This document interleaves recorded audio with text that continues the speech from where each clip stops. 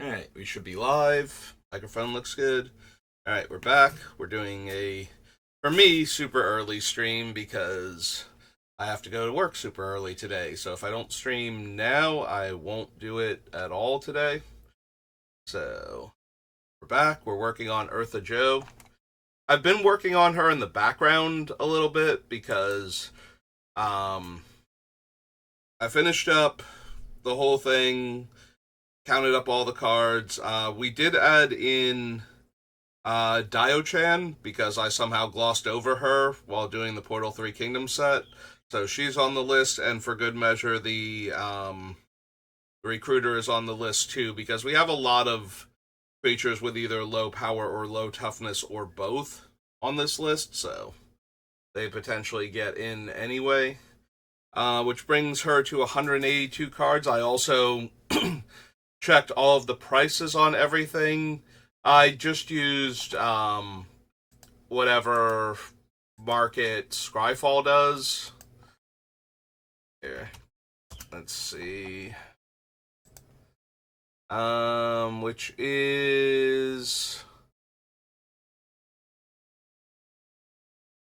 TCG Player is the one that they use. So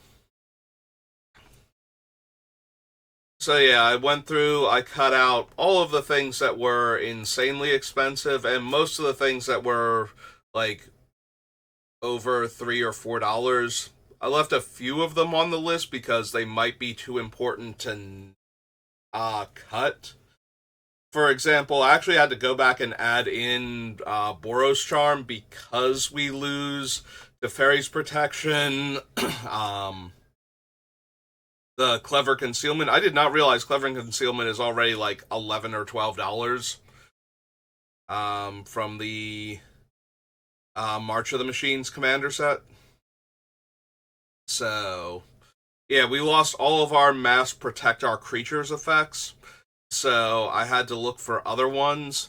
And the first one that immediately came to mind was Boros Charm. So, but that's still like $4 or almost $5. So, but it's way way cheaper than the other ones, and I didn't want to go completely without. The purpose of the deck is to build a more budget friendly deck, not necessarily get every single card under a certain price range. Obviously, I don't want to have any like $20 or $30 cards on the list because unless they were absolutely essential, like if the entire rest of the deck is like 20 cents, 50 cents, $1, and the one card it most needs is like $20 or something, that's still pretty decent for a budget build. But it's got to actually need that card. It can't be like we cut out Stoneforge Mystic and all the fetches and the dual lands and whatnot because they're not essential to the deck. And playing like $10 lands and $20 lands and Plateau doesn't actually dramatically affect the power level of the deck. It just boosts it a little bit. So if we're gonna be budget conscious, we kind of needed to get rid of all of the super expensive things that are there more for their utility than for the deck. And once we get rid of most of those, um, almost all of the cards are like spare change at that point, to like $1 range. But there are like a few $5 cards still on the list, and we'll see if we can whittle them down. Also, there were a few cards where it's like technically there's a much cheaper version, like Mindslaver from Thunder Junction right now, like the breaking news Mindslaver, is a lot cheaper than the Mindslaver from either Mirrodin or Scars of Mirrodin. So there is a cheaper version of it right now. I don't know how long that'll last once Thunder Junction stops being the set that we're drafting. We'll have to see. So if you're watching this like a few months from now because you found my channel and things aren't as cheap as they were when I did this, I apologize. I tried. Okay.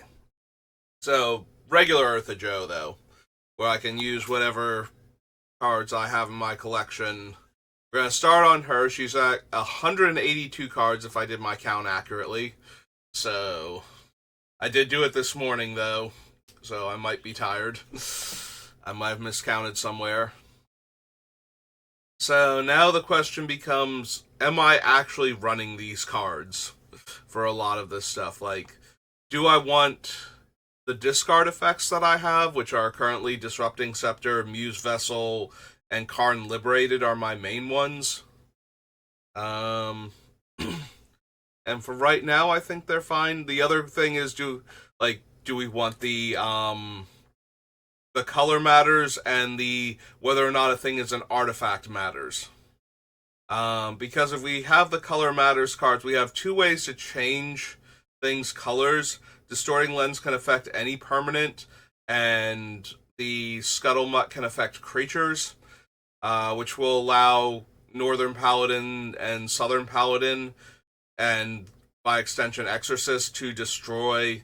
Like, the Northern and Southern Paladin can destroy any permanent, but the Exorcist is limited to creatures. But we can destroy just about anything with that setup, so I don't know if we want to keep all of it, though, because it's very... We need two different cards to show up at the same time for this to work, and when either one of them leaves, the other one becomes a lot less potent. Like, it goes from being able to deal with literally anything to being able to deal with whatever it could initially deal with. Or it's gone and now I have, like, the ability to change your thing's color or turn it into an artifact, and I don't know how that's helpful anymore. So yeah, we've got a lot of things like that. And I don't know which ones I want to have carry all the way over to the end. I gotta be honest, as fun as Ashnod's Battle Gear is, and I do think it's fun, I don't think we actually need it.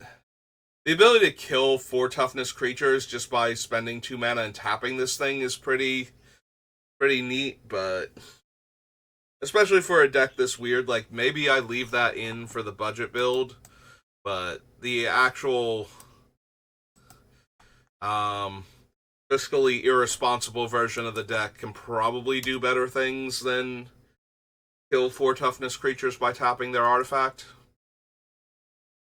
If it had no mana cost, if it was just tap, target creature gets +2/-2 as long as it stays in play and remains tapped, I'd probably keep it, actually. Being able to kill 4 toughness creatures by tapping my artifact seems really good, especially when I have a few ways to untap it, but the extra mana requirement means that I'm probably not going to be doing that if I don't have to. Also, the fact that we can't kill anything above 4 toughness with it is kind of a deal breaker too. Like, either no mana or be able to do even more with the card. Like, if its bonus lasted until end of turn or something, because it's like one of the older cards where that might have been a thing.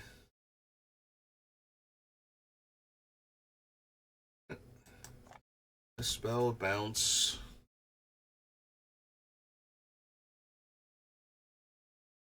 I'm kind of enamored with the whole idea of using Preacher to steal 2 of my opponent's things, and one of them being of my choice since I get to change the target for it. Witch Hunter is more of an... This is an old card and it's weird, but it technically does things... It is nice that the Witch Hunter rather can kill 2 tokens, and can get rid of creatures that's value is them being in play as opposed to coming into play or dying. It can get rid of creatures whose main thing is dying too, if we can bounce them before they get a sack outlet. So the downside to Witch Hunter is, of course, everything with cool comes into play abilities becomes basically immune to Witch Hunter unless I'm trying to negotiate with people. Yeah, it's like, okay, I'm gonna bounce your guy as long as when he comes back down he kills this thing instead of my thing. Type of deals. Jester's Mask, Urza's Bauble. The Mask is just absolutely silly. If taking our opponent's cards from hand is good, letting us go through their deck and give them a handful of useless lands or the spells we need them to be able to cast. That's the thing about Jester's Mask. When you just make them discard, you're taking away their resources. With the mask, you can actually like use diplomacy and give them things that they would need in order for them to deal with a mutual threat at the time. So that makes the mask very interesting. Also, you can take away the other player's ability to defend themselves against it, also. Assuming that they didn't just deal with the mask instead, you can look at their hand, take away all of their counter spells, give them like completely different cards that don't interact with the things you're about to give the other player, and then give the other player the stuff that they need in order to win this. So, or not necessarily win this, but stop that one player from winning so that, you can eventually defeat the other player. As long as you're not losing. Bauble. Bauble is one of our 0-drop draw twos when we have Ertha Joe, so I'm very inclined to keep that. I haven't gone back and added Salvagers to the list yet, but we might have to do that eventually, depending on which artifacts we want to keep. But if we're going to run both Baubles and the Skull Bomb, and possibly the other Skull Bomb, which is currently not on the list, because putting oil counters on things doesn't actually help us right now, then we're going to want a way to get all of these cheap, effectively draw 2 cards artifacts back. So Aura of Silence makes our opponent's stuff cost more and then can kill 2 of their things. Mindstone for ramp. There's the Southern Paladin. Grand Forge is our first of 3 things that can turn stuff into artifacts. Helm of Possession is one of those weird cards. We get to sacrifice a creature to gain control of 2 creatures, which goes super well with the Preacher, but also we do have like our Commander plus 2 other cards in our deck that are making the 1/1 Mercenary tokens. We also make a few Goblin tokens right now, so Helm of Possession has a lot of fodder for stealing our opponent's stuff, so the fact that we get to steal 2 creatures by sacking 1 seems pretty good. Puppet Strings right now is just a way to untap 2 of our creatures, or to tap down 2 of our opponent's creatures, depending. So, letting us use the abilities again. We might not need it, but for right now it's staying on the list just because it allows us to do silly things like that. Stark of Wrath lets us kill 2 things. And because of how he works,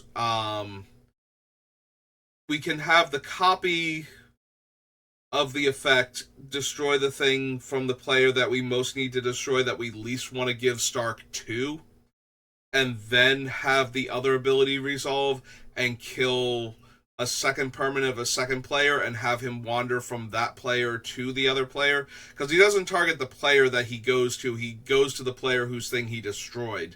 So once the ability resolves, it will then take the top Stark away from the player that the copy destroyed a permanent of and give it to the other player. Or we can destroy 2 things controlled by the same player each time. He is limited to artifacts and creatures, but that's fine. Mog Assassin is just so weird. So I get to target an opponent's creature, and they choose a creature, and I flip a coin, and the winner's target is destroyed. So, because I'm targeting my opponent's creature, I get another copy of this thing. So, depending on how we want to do it and which players we're negotiating with, we might actually, it's like, okay, I'm going to kill your thing definitely. Whether or not you think, like, at that point it's more manipulating than negotiating. It's like, you can kill my thing, or you can try and kill their thing. But I'm definitely going to have to try and kill your thing here. Because it is the player whose thing that we're targeting gets to choose what creature they're going to destroy. So, depending on the player, you might actually be able to convince them to act in their own self-interest and choose another thing that's a major threat at the table that's, you know, like, hey, you're already in danger of losing this thing, you probably need to try and kill that type of deal. Whether or not the Mog Assassin makes it all the way through, that is the mentality of using Mog Assassin in this deck. Also, we get to target two of their things, and they get to target two of my things, and I might not lose anything. Or I might lose both things. Who knows? It's a coin flippy card. So maybe it won't make it because of that, but we'll have to see. Intrepid Hero just taps to kill a 4-power creature. Or greater. So... Karn Silver Golem is another one of those things that can... So Karn can turn artifacts into creatures, so that way when we target a creature, that's also an artifact. With our destroy target artifact effect, for example, we can then destroy an additional artifact because of Ertha Joe. So Karn makes it in for that. Also, he kills artifact tokens. He just mows down treasures for 1 mana apiece. So that's pretty neat. Shivan Hellkite, we're going to want to target our opponent's stuff anyway, so spending 2 mana to deal 2 damage without losing anything seems pretty good. Although, as I've learned, apparently we've outmoded him already with the Realm Scorcher Dragon, who is a mana less for a power less, but also has haste and its bargain effect, so where it can get more mana to get you started. Grim Monolith is just a ton of early mana. Plus, we have ways to untap artifacts, so if we can animate the Grim Monolith and target it with an untap effect, we would get to untap it twice and tap it for 6 mana. That seems pretty decent. I wonder if we might want Mana Vault then. Actually, like, we put Grim Monolith on the list for that reason. Also, we have Zerta, because we have activate abilities with costs in them. So Zerta reducing the cost. So if Zerta's out, we just have infinite colorless mana with Grim Monolith. We might be able to get rid of Mother of Runes. It's a powerful effect, but it doesn't let her survive, or doesn't let our other things survive wrath effects. It does protect everything from target removal forever, though. But we have her, and we have the Caretaker from Odyssey, I believe, on the list. And while they're both really good at protecting our stuff, they are going to come up short against a lot of effects, so the question is, do I want to dedicate a deck slot to this? And just consign myself to, okay, they're going to come down, and then an opponent is going to have to do one of the things that gets around them then, which will most likely kill them and the thing I wanted to protect anyway. The more I say this, the more I think we have other cards that will protect all of our stuff. It's just cool that Mother of Runes targets, so we would get 2 copies of the effect, but Heretic is probably our best artifact killer, and once we can turn our opponent's creatures into artifacts, our best removal thing, period. Gotta kill your thing and deal damage to you equal to its casting cost. That seems good. Yeah, Viashino Heretic might be one of our better cards in the deck, so. Cyclops is a repeatable fling, and we do have some decent-sized creatures, so getting to double up on the damage that we deal, or splitting the damage between 2 targets, seems alright. It is a 6-drop 4/4, though. I can see cutting it. Mastercore just machine guns down creatures. With enough mana and Zerta, or, you know, if we actually had the infinite mana thing, we just get to kill all of our opponent's creatures that aren't protection from artifacts or creatures with the Mastercore, so it's so cheap to ping things with it, and it's way cheaper than the other 2 creatures we have that can do that, so.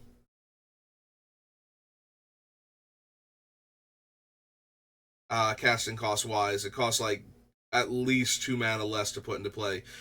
The downside of having to discard a card each turn or sacrifice it is going to come up eventually. We do have some decent card draw to offset that, but if we don't draw one of those in time, we might just have to let the Masticore go. But if we get to mow down our opponent's entire boards of creatures, then I think that's okay. And Masticore is definitely capable of doing that. With Joe in play, it's 2 mana, deal 2 damage, and it's only going to take, like 8 or 10 mana to clear out, like, a lot of small creatures at that point, especially since we can divide up the 1 point. Like, the 1 point of damage is never lost. Like, if there's a 5 toughness creature in play, and we activate this 3 times while Joe is in play, we get to kill that 5 toughness creature and deal a point of damage to something else. So Armistice is one of the ways that we can draw a lot of cards. We target an opponent, they get to gain 3 life, and we get to spend 5 mana and draw 2 cards every time we spend 5 mana, which is not amazing, but it is a repeatable card draw effect in white-red, so I think that's okay. We do have to give our opponents 6 life, divided as we choose among 2 players, but in 3 life increments. Up to 2 players. We can give 1 player 6 life if we really wanted to. If one player is able to spend life as a resource and another one is just like, this is the only thing stopping me from dying, it's the life that I have, we can give them life, and that's pretty easy to take back later on. Distorting Lens is our color changing option. Chiron Negotiations just turns all of our creatures into pingers. So, they can only ping players, but still, that's not terrible when it stays in play. God, Bomb Squad is so weird. It's one of those cards, like, I like the idea of keeping it. We'll get rid of Devoted Caretaker for the same reason we're getting rid of Mother of Runes.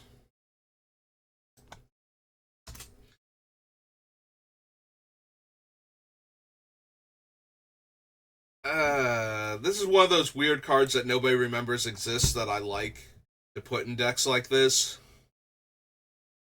But at the same time, like, it can come into play and activate its ability and still do nothing if we gave it haste. I think that's the biggest mark against it.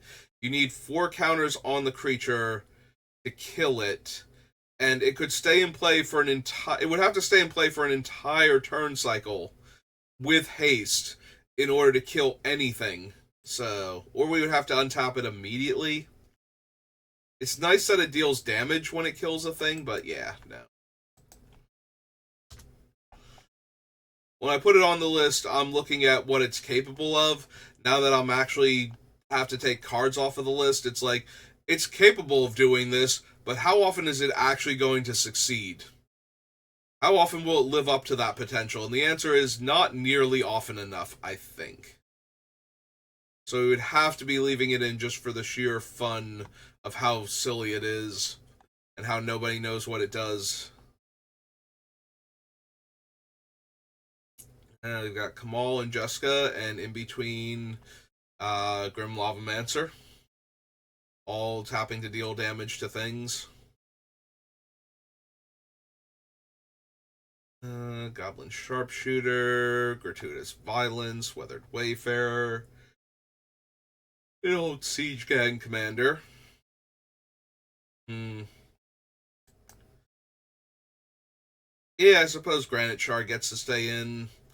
I was thinking we could cut it, but at the same time, it's not a creature, but it still has the ability to tap to deal damage, and we can spend red mana instead of the 3, so it's way more mana efficient than similar cards. And it can hit any target, so it's not like the Scepter of Empires or whatever, Staff of Empires. Whatever the one from that 3-card cycle is, that taps to deal damage. So it's not limited to dealing damage to players. It's not as expensive as a lot of the other non-creature cards that do this, that don't rely on me having creatures in play to pull it off. We still might wind up cutting it because it's too low impact, but for right now it gets to stay. Mindslaver is just hilarious. We can stack controlling their next turns on one player, or we can take control of two different players' turns when we activate it. So I think Mindslaver has to stay in just because of that. Even though it's going to be difficult for us to get to the 10 mana to play it and activate it in the same turn. We have a little bit of ramp, but not a ton, so. But yeah, if we ever get to Mindslaver two players at the same time, I think we just win at that point unless we have a third opponent who's not willing to give up just yet. Just gonna have both of you expend all of your resources killing this one player, and then leaving both of you decimated for having done so.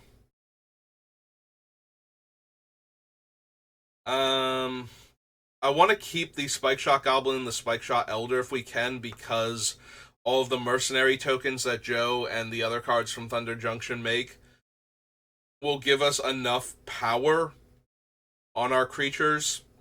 Ooh, excuse me. That something like this can actually deal a ton of damage.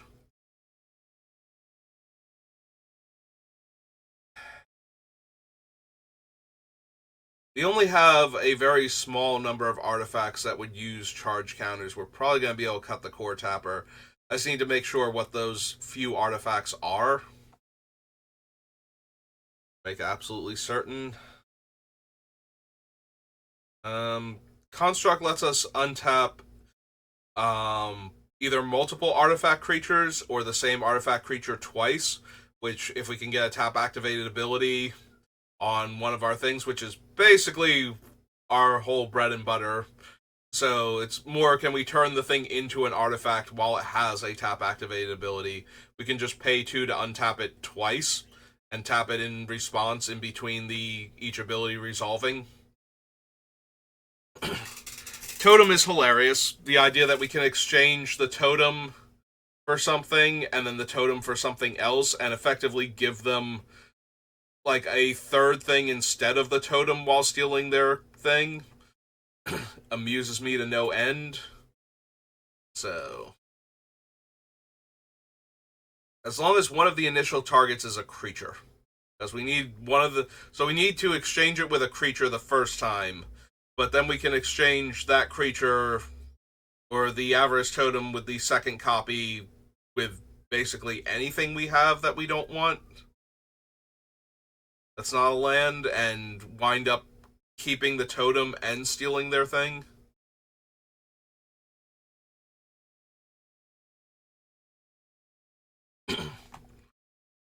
Rock Sorcerer is one of our pingers.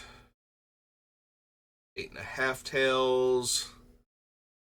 Yeah, 8.5 Tails is probably just a better Mother of Runes at this point. Like, if we're going to use that effect. We might still wind up cutting him just because he's not good enough. Kumano is a slightly more expensive Masticore, but he does exile the creatures that he kills, so that at least is useful. Love ourselves a Kiki, especially when Kiki makes 2 copies of the thing we're copying. Signet, Flame Fusillade, Master Warcraft. We can probably cut the Ember Mage. Yeah, Ember Mage. Like, it's fine, especially if we need to mow down a large number of creatures in not white or red. The problem is that if we target a white or red creature with this and copy the ability and still choose a white or red creature, we lose the Ember Mage. So if we have to kill a bunch of 2 toughness white creatures or red creatures, it's not going to do much. It's really efficient at killing, like, Saproling tokens or slivers, or actually no, slivers doesn't work. We'd only kill the one sliver because the sliver tokens are colorless. The rest of the slivers have colors, but the sliver tokens are always colorless, so yeah, we probably don't need Ember Mage. It's probably the worst out of all of our tap to deal damage things. I know why I thought maybe we could use it, but Muse Vessel is another way to attack the opponent's hands. Mishra's Bauble, same as Urza's. Mangara of Corindor, because even if I don't combo off with him, it's still exiling um, a creature and another permanent, and that's kind of hard to argue with.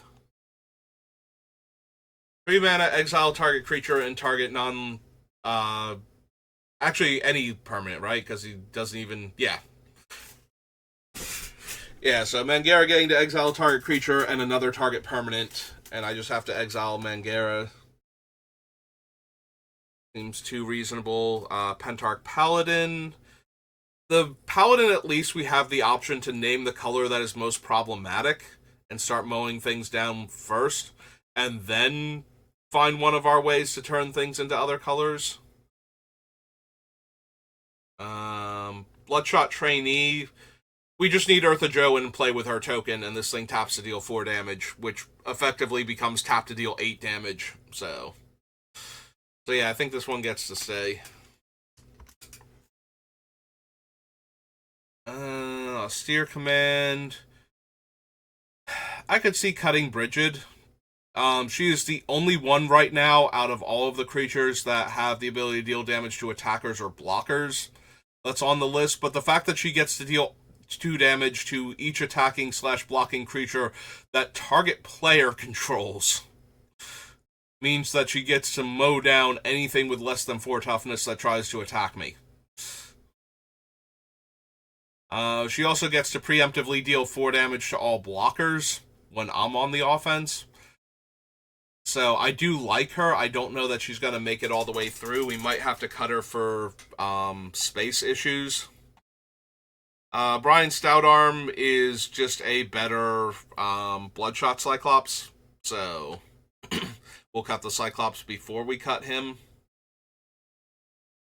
Soulbright Flamekin lets me spend, instead of 6 mana, lets me spend effectively 4 mana to get 8 red mana. So I'm very amused by that. I don't know if it'll make it in like all the way through, but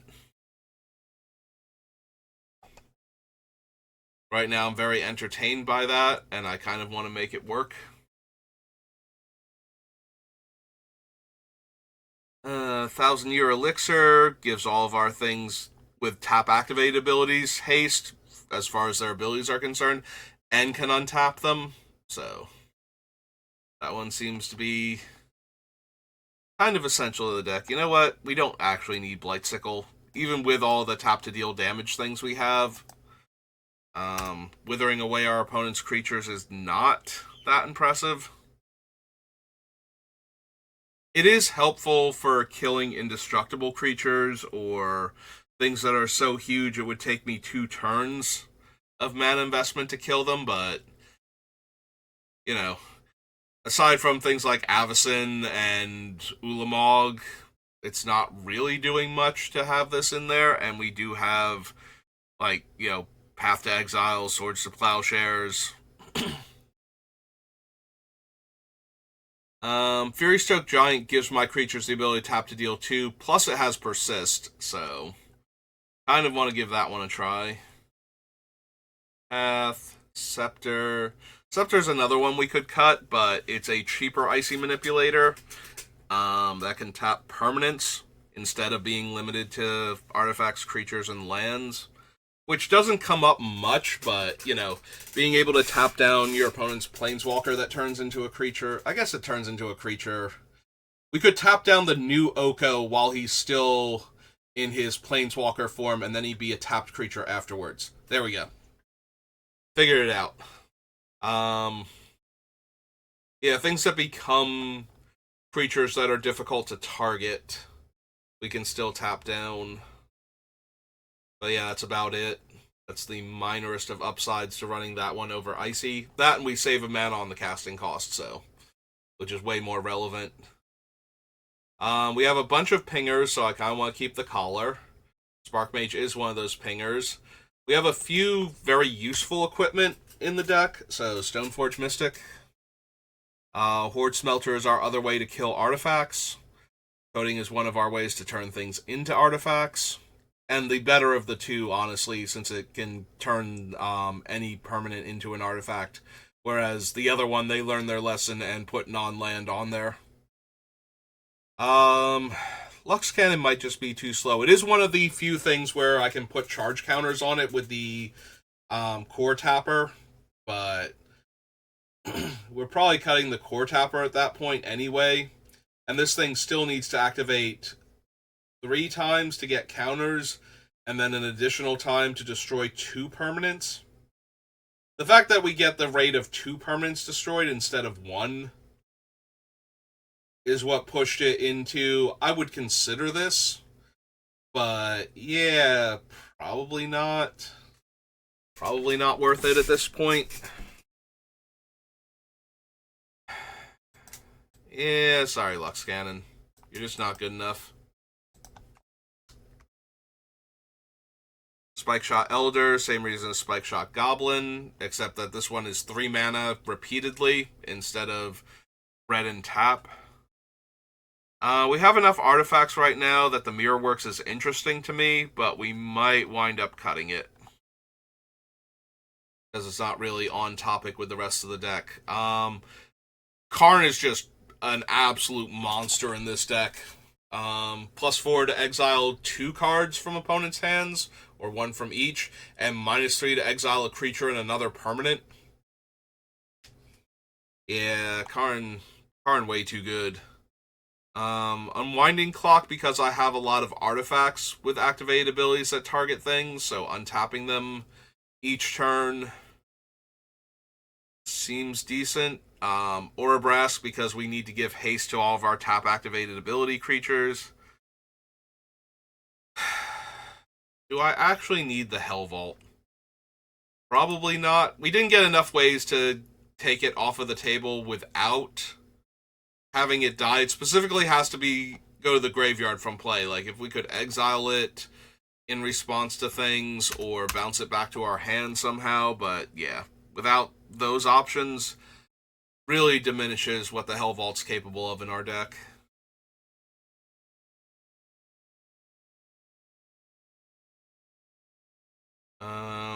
Keeping the bracers for right now. We might lose the bracers and the similar red card from Commander just because a lot of our abilities are tap activated, so copying them is kind of low impact.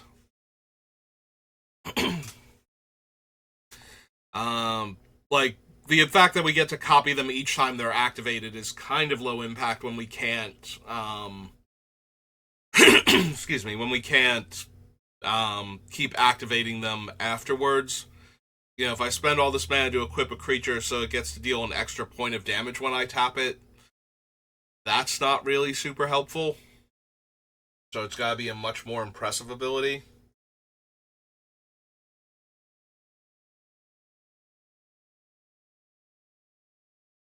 Lightning Volley is another one of all of my creatures gain tap deal a point of damage, which I don't know how many of these we need. Like, the Fury Stroke Giant lets it deal 2, and the other one lets all of my permanents deal damage, the Flame Fusillade. I can see this being the weakest of the group, and therefore cuttable in comparison to the others, but we'll have to see. High Sentinels. 4 mana for 1 counter is a lot. I can see cutting them, honestly. Just because that's a lot of mana to spend to get 1 counter. Ooh, pardon me. So yeah, I think we lose that. Humble Defector. I like drawing 4 cards to give my thing away. So that seems fair. You can have this 2-1 and I draw 4 cards. Walking Ballista.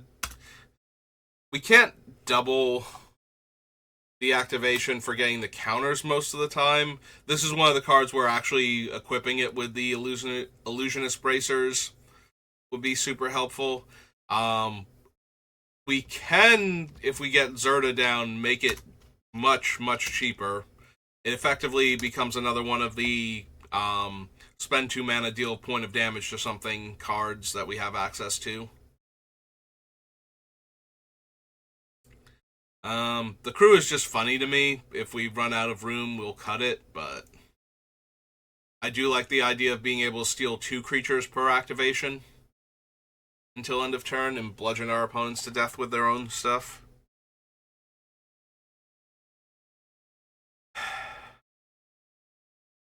Man, that 3 mana to equip on Sorcerer's Wand is just killing it for me.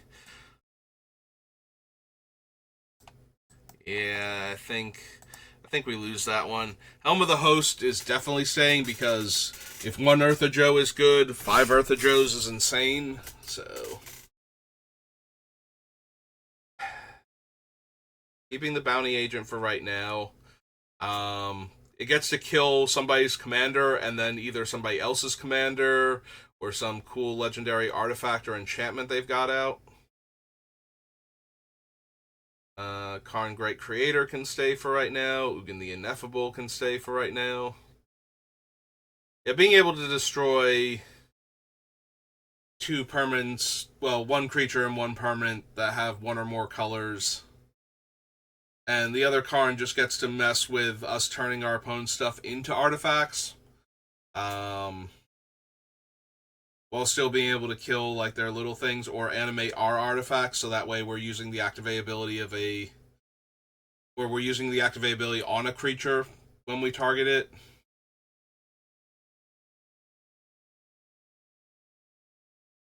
I can see cutting Torbrand, but most of my things are pinging for 1. So Torbrand adding 2 damage is essentially tripling the damage it deals if we don't have one of the other damage triplers. And even so, adding like 2 damage on top of the 3 still fine. Heliod's Intervention is my big I'm gonna kill all your artifacts and enchantments card. There's Ertha, weaponize the monsters. We do have a few ways to steal our opponent's creatures, so I do want like a sack outlet or 2. So between Weaponize and Brian Stoutarm, we should be good, or Brian Stoutarm and the Cyclops. So we're gonna have to figure out like which 2 I want to run out of those. Probably don't need all of them. This be Augusta, not August. So yeah, Plarg is fine. There's some silly things Plarg can do, like spending 5 mana and essentially cascading into my first 3-drop or lower spell, which a lot of our cheaper stuff is still very potent in this deck. Between removal spells, things like the baubles in order to draw extra cards. Most of it's pretty decent. There are a few things we can cascade into that wouldn't be great, but we'll have to see how many of those we actually have by the time we're done. But we're really running this for Augusta. Being able to attack with one of our creatures in order to untap all of our other creatures and then gain access to their tap activated abilities again just seems way too good. Reconstruct History lets us buy back like 5 cards from the graveyard. It can hit up to 5, and we have all 5 card types, so 4 mana regrow 5 cards seems pretty good. We don't have a ton of instants and sorceries for the reservoir, so maybe that one's gonna go.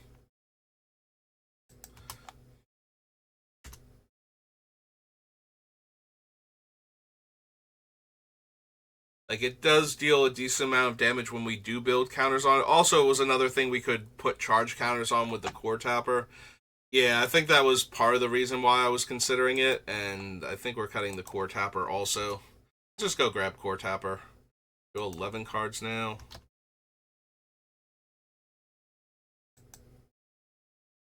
There we go. That's 12 cards. Back down to Chandra, Drust to Kill. So, the nice thing about Planeswalkers is that their activated abilities that add mana are still they're not mana abilities and therefore can be copied.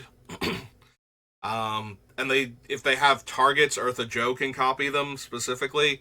So Chandra deal a point of damage to a player or a planeswalker, but if she targets a player, we would get to add 2 red mana and deal 2 damage. So that's kind of neat. I don't know if she's going to stay though. I don't know if that's good enough. But I am amused by it at least, so we might have to cut her though, and the other one too from the Planeswalker decks. Olivia's Attendance is another just pay mana, deal damage.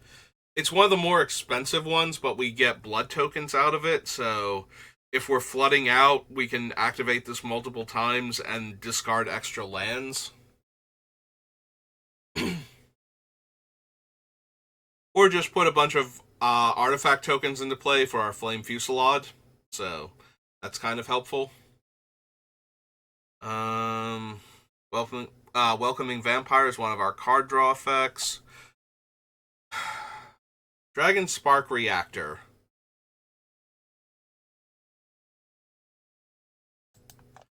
Supposed to be ETBs.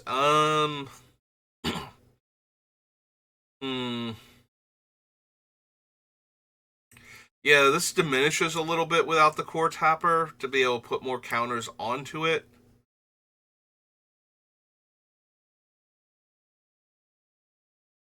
Because I don't know that we're putting a ton of artifacts into play. We definitely are putting artifacts into play with a bunch of our things, but not at such a rate that this thing actually becomes worth it, I don't think. Yeah, it was an interesting effect to have, and it does use charge counters, so we could have put extra counters on it with the core tapper.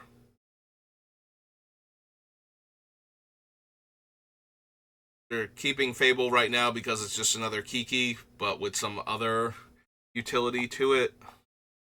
Lion Sash is our graveyard hate card.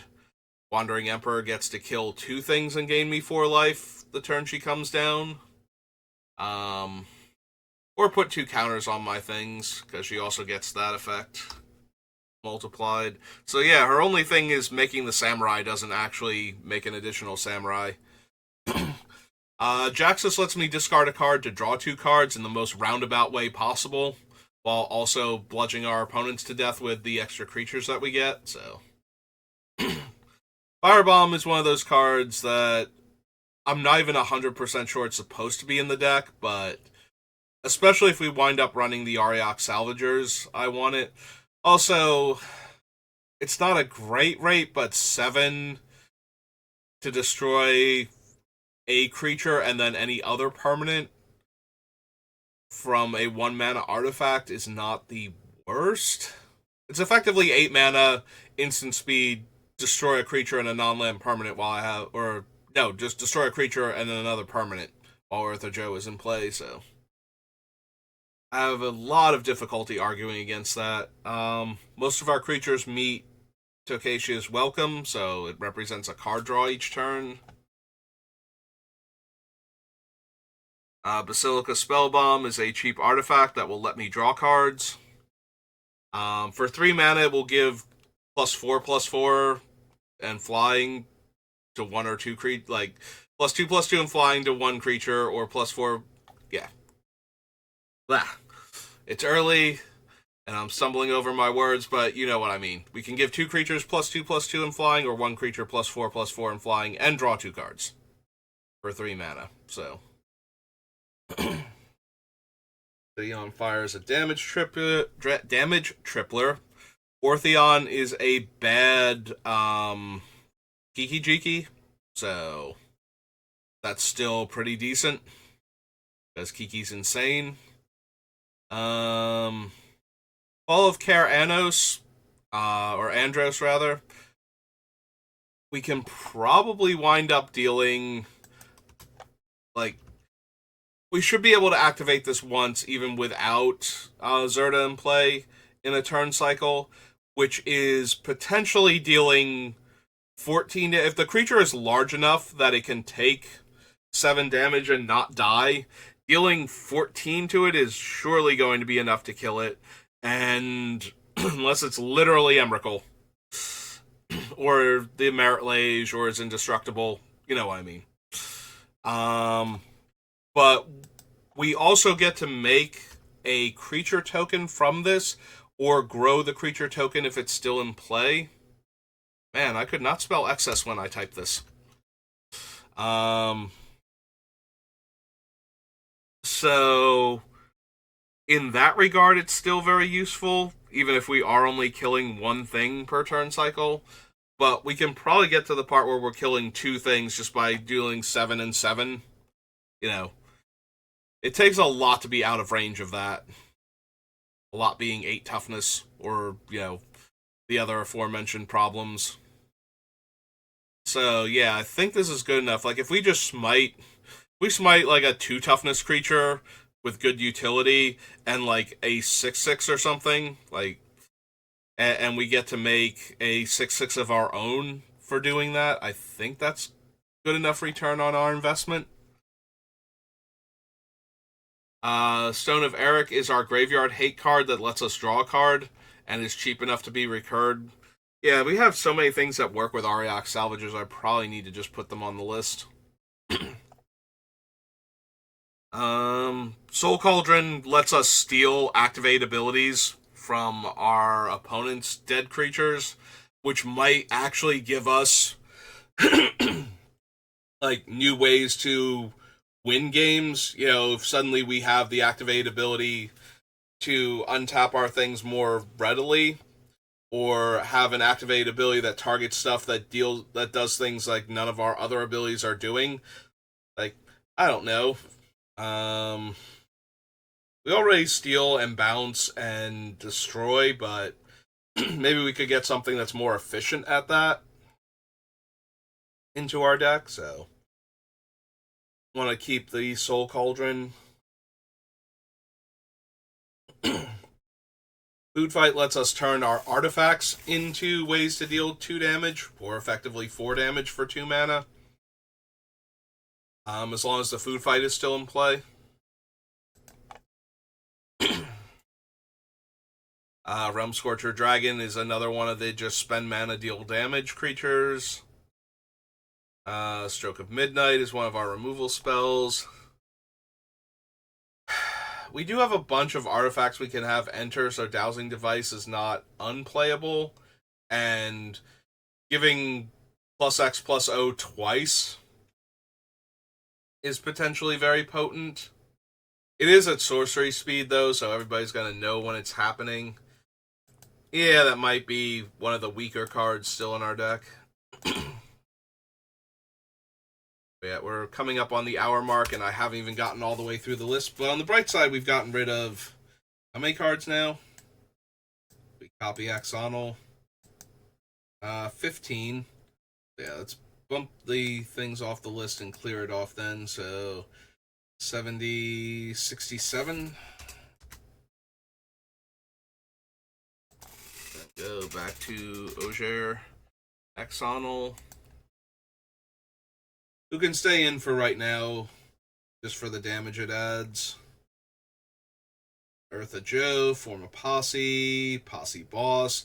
Ty Joaquin turning all of our tap deal a point of damage things into tap deal X damage to each thing seems pretty decent.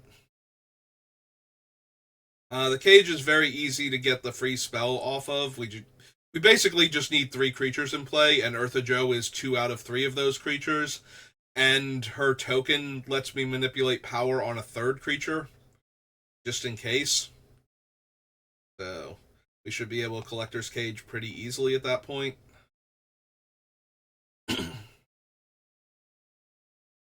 Steam Catapult is just kill 2 creatures that happen to be tapped. And we do have the Icy Manipulator variant and the Puppet Strings to tap down creatures if we need to, so in order to make sure this thing actually does get to kill 2 creatures. The timing is awkward, of course. It has to kill them while they're tapped on my turn in the pre-combat section, but past that, being able to just tap to kill 2 creatures is probably worth considering, even if it's a little awkward to set up. Speaking of tap to kill two things, um, Dio-chan letting us gang up on, like me and one of the other opponents gang up on another opponent's like, okay, so I'm going to destroy one of their creatures and copy that ability and destroy another one of their creatures, and now you, other opponent, get to choose two creatures you want to see destroyed. Hero Recruiter is fine. Brittle Effigy for right now. Gets to exile two. Unfortunately, it exiles itself. Otherwise, this would be perfect with the Salvagers also. But we do get to exile two creatures with it, so might still stay in. A Staff of Nin, Trading Post to get back mostly to get back our dead artifacts. So we have a bunch of them that are super useful. Kurkesh copying said artifacts, Sacred Armory being able to mass pump our creatures,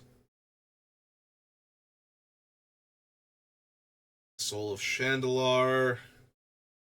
It's 5 mana to effectively deal 6 to a player and 6 to their creatures, to one of their creatures, or, 6 and 3/3, or 3 to this player and their creature, and 3 to that player and their creature. I can see cutting it. I think it's going to be one of the ones that has a lot of trouble making it all the way through. It is a large body, though, which most of our things are not. Urkesh, how did you get one lowercase r?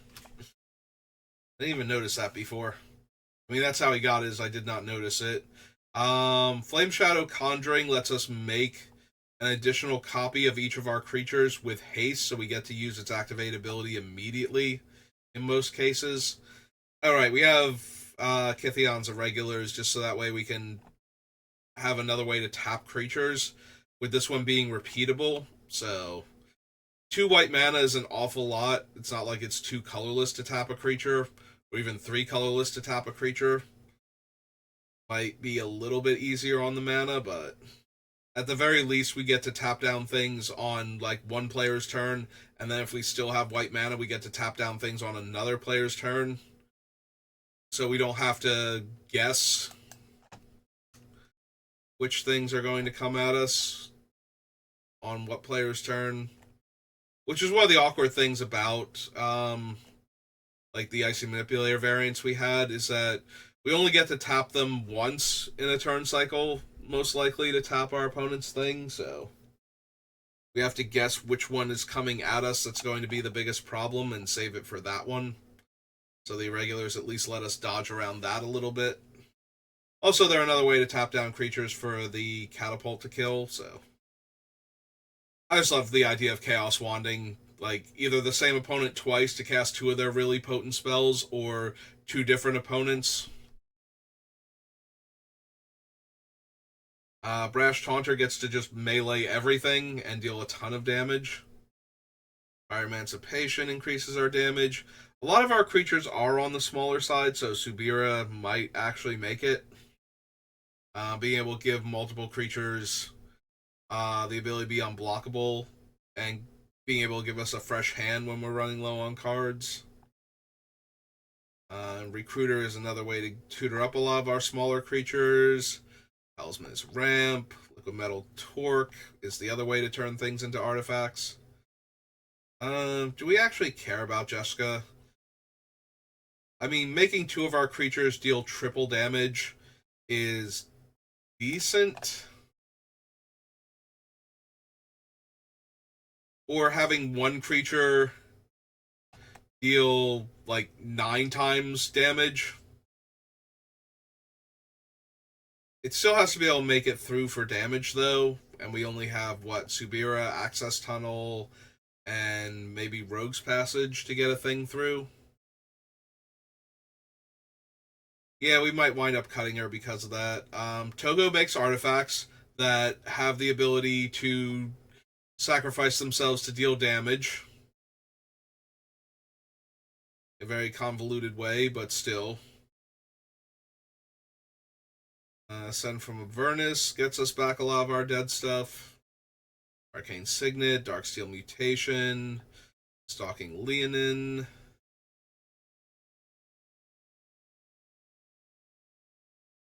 Yeah, stalking Leonin is the only way we would ever get to kill two things without the opponent realizing we were going to be able to do that with an activated ability. So, the targets.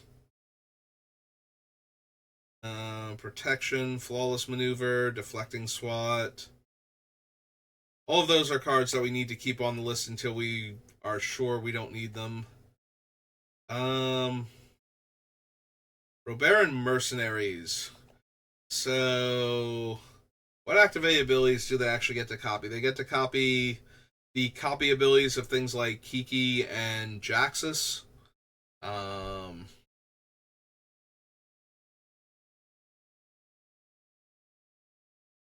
those are the first things that come to mind.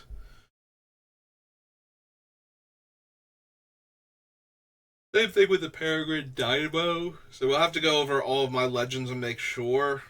Um, like the mercenaries copying Ty Joaquin doesn't really do anything unless I suddenly find myself um, granted a huge amount of mana that I wasn't the one responsible for because that's not what my deck does. So we'll have to double check and see what other activated abilities our legendary creatures have that we can copy. Like, I definitely put them on the list with the idea it's like, okay, we'll see how many legends I have when we're done, whether or not I need them. Scavenge Brawler can stay for right now, but it's 4/1/1 counters and the 4 ability keywords um, on 2 different creatures, or one creature just gets +8/+8 and Flying, Trample, Vigilance, and Lifelink. 7 Concealment, Excise the Imperfect, Explained Absence. The Bombardiers are another way to sacrifice things. That's our 4th way, so we can probably wind up cutting some combination of Bloodshot Cyclops and or weaponize the monsters. Unless I decide I don't actually need the Bombardiers, but Angel Sellsword can draw me cards and makes another one of the outlaw tokens.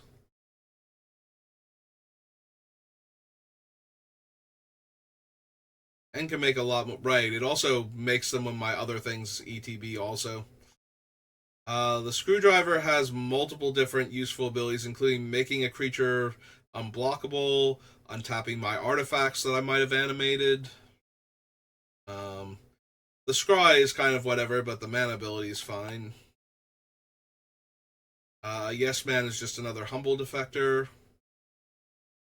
Deal back Chief to make more goblin tokens. Um, Argus for when I copy. For when I target things with like the mercenary token buff or something. He might not make it because a lot of my stuff isn't targeting my own things, but I certainly do target my own things with some of my effects, so maybe. And Chandra, again, she targets to add 2 red and deal 2 damage, so she targets with the deal 2 damage part. Also, her -3 targets, so she's not the best stats, but being able to plus her, deal 4 damage, and add 4 red mana seems alright. And Ryu can potentially draw me cards, but he's doing a mediocre job of doing it. I have to discard a card and untap him, and he has to overkill something. With my damage multipliers, though, it might not be that hard to overkill with him. Oh, that's the other thing about Karandros. If I manage to overkill stuff, I also start making the Orc token and growing it. Alright, well, we eliminated a bunch of cards and went over the entire list, so. And we're like a few minutes over an hour, and like I said, I have to be to work super early today, so I'm gonna go make my brunch effectively. Um, and so that way I've eaten something before I go into work. But yeah, so thank you for watching, and I will see you next time. Have a good rest of your day.